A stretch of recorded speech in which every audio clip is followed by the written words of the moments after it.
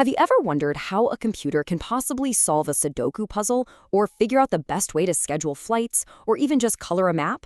Well, it's not magic. It's actually a really powerful idea in computer science called constraint satisfaction.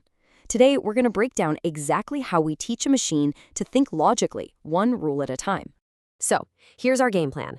First, we'll nail down what a constraint satisfaction problem, or CSP, actually is. Then, we'll look at a simple but pretty slow way to solve one.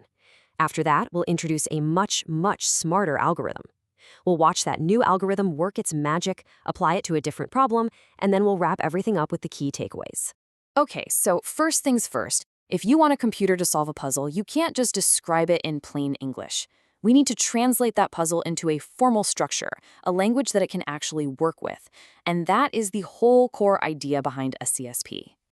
To make this super clear, let's use this map of Australia as our main example. The goal is simple, right?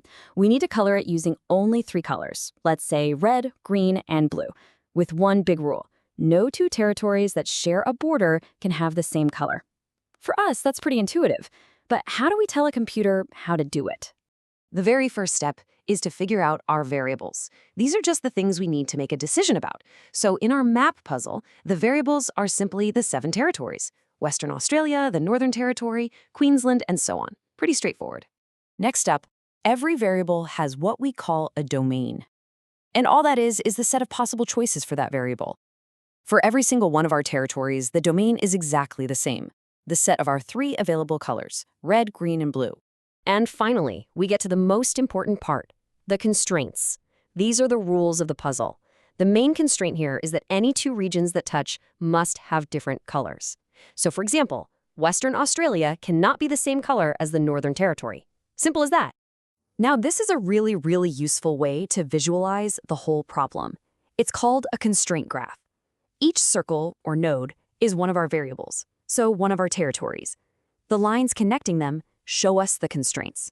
That line between W and NT, it's a visual reminder that they can't be the same color. And hey, notice Tasmania, T, way down there? See how it has no lines connecting to it? That means it's totally independent. Its color choice doesn't affect anyone else. All right, so we've neatly defined our problem. Now, how do we actually go about solving it? Let's start with the most obvious, kind of brute force way to do it. It's simple, for sure, but as we're about to see, it is deeply flawed. This method is called generate and test. And the logic is, well, it's about as simple as it gets. You just generate a complete random coloring for the entire map. You assign a color to every single territory. Then and only then do you check if it's valid. You look at it and go, is WA a different color than NT? Yep. Is NT different from Q? Nope, they're both green. Okay, this whole map is a failure. Throw it in the trash and start all over again with a brand new random map. So why is this such a terrible idea? Well, the inefficiency is just mind-boggling. With d possible colors and k variables, the total number of combinations is d to the power of k. For our little map, that's 3 to the power of 7, which is more than 2,000 combinations to check in the worst case. And if the problem gets bigger, this number grows exponentially. It becomes completely impractical, incredibly fast. So here it is, the fatal flaw. The generate and test algorithm does all the work of creating a complete solution before it bothers to check a single rule. It's like building an entire car from scratch and only at the very end deciding to check if the wheels actually fit.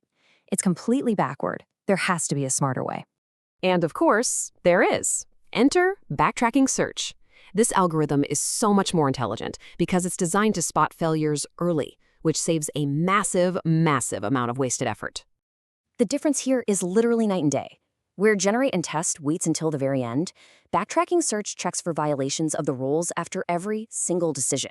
It builds the solution one piece at a time, and it checks as it goes. And it all boils down to 2 simple but incredibly powerful ideas. First, just do one thing at a time. Pick a color for Western Australia, then worry about the Northern Territory, then Queensland. Second, and this is the magic trick, check for rule violations as you go. The second you color WA red, you immediately know that NT and SA are not allowed to be red. You just cut off those bad options right away. Okay, enough theory. Theory is great, but let's actually see this thing work. We're going to walk through our map coloring problems step by step, but this time using our new, much smarter backtracking approach. All right, here we go. We start with a totally blank map. Let's pick our first variable. How about Western Australia? Its domain is red, green, blue. Let's make a choice. We'll assign it red. This is our very first step. Okay, next up is the Northern Territory. And right away, we check our rules. NT is adjacent to WA, which we just colored red. That means red is no longer a legal option for NT. So its domain for this choice has shrunk to just green, blue. Let's pick green. So far, no rules are broken. We're good. Now we move on to Queensland. It touches the Northern Territory, which is green, so it can be either red or blue. Let's pick red. The algorithm just keeps going like this, one territory at a time. But what if we get stuck?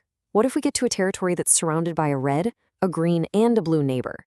There are no colors left. That's a dead end. And that's the moment backtracking happens. The algorithm literally backs up to the last decision it made, and it tries the other option. It's a way of unwinding from a bad path. See? That's the core concept. By checking as we go and backtracking from those dead ends, we avoid searching through thousands of combinations that were doomed from the start. Now, to really lock this concept in, let's try it on a different kind of problem, something a bit more abstract. Okay, here's our new puzzle. We've got two variables, v1 and v2. v1 can be 1, 2, or 3. v2 can be 1 or 2. And we have 3 rules or constraints.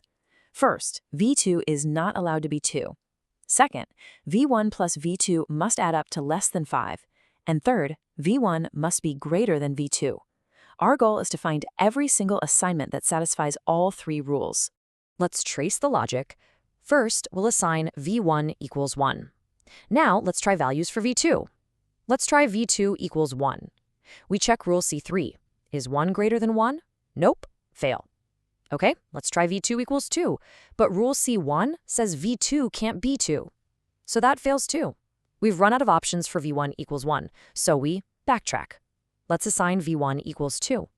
Now we try v2 equals 1. Rule C1, is 1 not equal to 2? Yep. Rule C2, is 2 plus 1 less than 5? Yep. Rule C3, is 2 greater than 1? Yes. All 3 pass. Success. We found a solution. v1 equals 2, v2 equals 1.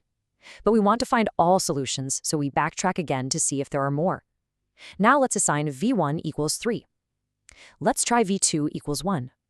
C1, 1 is not 2, check. C2, 3 plus 1 is less than 5, check. C3, 3 is greater than 1, check. We found another solution. v1 equals 3, v2 equals 1. And now we've checked everything. We're done. Fantastic. So we've defined what CSPs are, and we've seen how this really intelligent backtracking process can solve them so much more efficiently. Let's just quickly summarize the big ideas we've covered. Here it is, the final head-to-head. On one hand, you have generate and test. It's a brute force strategy that makes a complete solution and then tests it at the end. It's just incredibly inefficient. On the other hand, you have backtracking search. This is a much smarter approach that builds the solution piece by piece, testing at every single step. This lets it prune or cut off bad paths early on, making it worlds more efficient for any kind of complex problem. So the big takeaway here is that by learning to structure a problem in terms of variables, domains, and constraints, we can use these powerful general-purpose algorithms like backtracking to solve them. This idea applies to everything from Sudoku to creating university timetables to complex logistics for shipping companies.